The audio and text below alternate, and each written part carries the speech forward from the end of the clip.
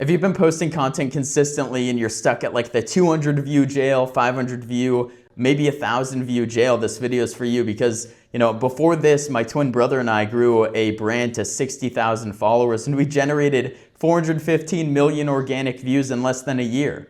And I not only did it work there, but I took those insights and applied it to my own personal brand, and I got 40,000 followers and generated, tens of millions of views on that page as well. So I say this not to brag, but to show you that I know what I'm talking about when it comes to actually growing a brand on Instagram, and I'm actively doing it on YouTube now. The first thing that I want to touch on is that the attention is won within the first few seconds. You probably already know this, but I'm gonna give you a little different frame for this. Like, a lot of people spend too much energy on the body of the content, like what they talk about, like the meat and bones, but in reality, it's like what you're ordering off the menu. It's the thing that you see, right? It's the hook, it's the thing, because people's attention spans are so quick nowadays. And so you need to captivate them within the first literal second.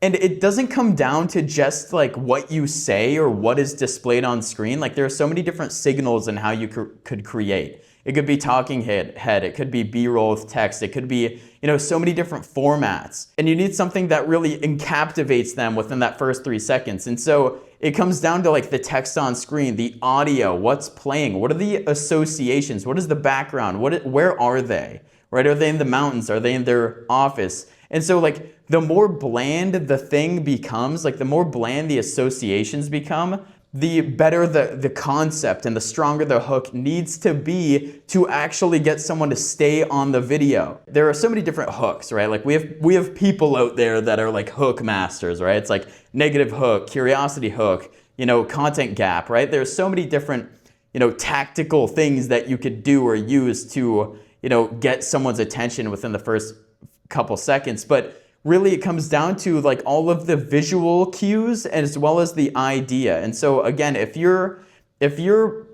content is like boring or it's like more bland, then the on-screen text or the idea itself of what you say within those first few seconds is going to be more important the less visually stimulating the video actually is. And it's interesting because your brain is like conservative by nature. You're looking for a reason to skip the video, not stay, to skip it. And so you have to give it a pattern interruption before it decides to skip, because you need them to stay on the video, and then all of the other metrics actually matter, right? Like the engagement and how long they view it and whether they share it, whether they like it. Is it enticing enough for someone to comment?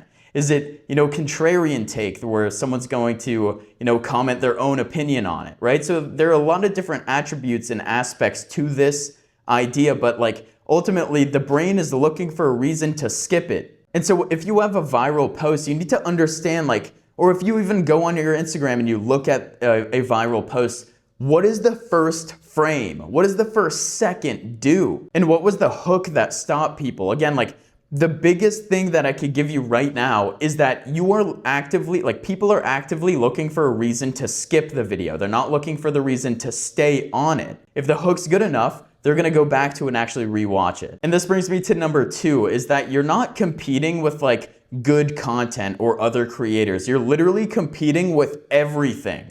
And by everything, I literally mean everything. The text from their mom, right? The text from their ex, like a notification from a news story, an email, like everything that is pulling their attention off of the platform, you're also competing with that. Not just good creators in your niche, but everything. And so attention can feel scarce because everything wants it, not just your video. That sets the bar for your content.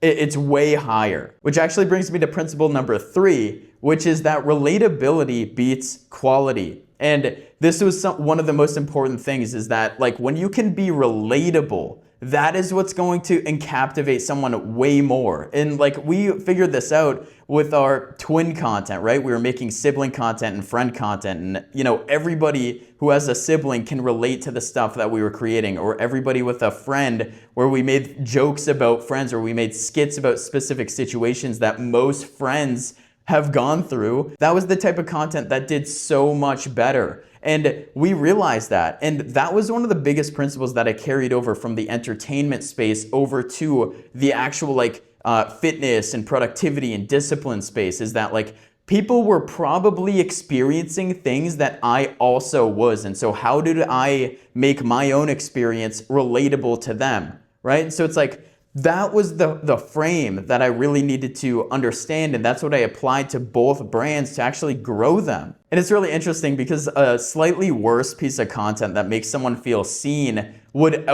far outperform like this high production quality content. We see it all the time now. Like these people are making shorts of like these hyper edited like content, like these hyper edited reels, and they don't even do that well. Versus like this low effort, super relatable reel that blows up because it's seen by so many people, and they can really resonate with that. And the biggest unlock here was that attention attaches itself to identity. When someone feels like they can see themselves within the content, they stop. They watch it. Because at some level, they're thinking they're looking in like a mirror, right? They're like replaying a memory that has occurred within their life or an experience that they've had. And so those were I would say that's one of the biggest things, is like really the relatability aspect and appealing to that characteristic within your content, being able to communicate that. It's like, think about it. If you make a funny skit with your friend and then, if something's super relatable, someone's gonna comment and like tag their friend and be like, bro, this is so us. And we got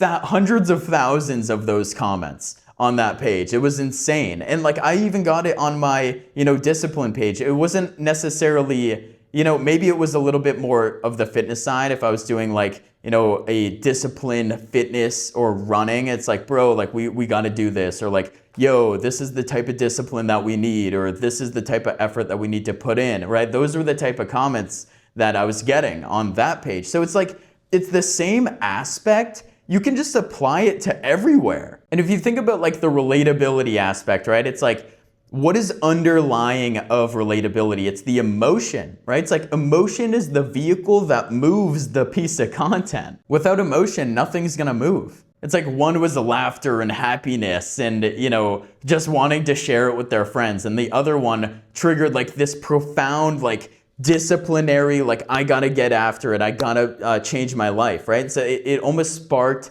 like motivation on that side. So again, they're two widely different niches, but we were still able to get them to work. It's like, okay, all of this is great. Like we know how to get attention. We can actually leverage these principles to grow a brand and get more of it, but attention alone is worthless if it has nowhere to go. And this is a huge problem now. It's like we see these viral content creators, they're so big, right? They have 1 million followers, 100K followers, 500K, and they're broke. They're poor because they don't know how to actually engineer buyer movement from that attention over into an offer or, some sort of mechanism where they can make money from it and monetize their audience. And a lot of people are just building in the wrong direction. And that was a problem that my twin brother and I had. We were building this brand in the wrong direction. Sure, we know how to get millions of views. We know how to grow followers, but like that didn't mean anything to us. And that's why we both pivoted from that over to the lanes that we're actually pursuing right now. And that's why I'm sitting here in front of you currently,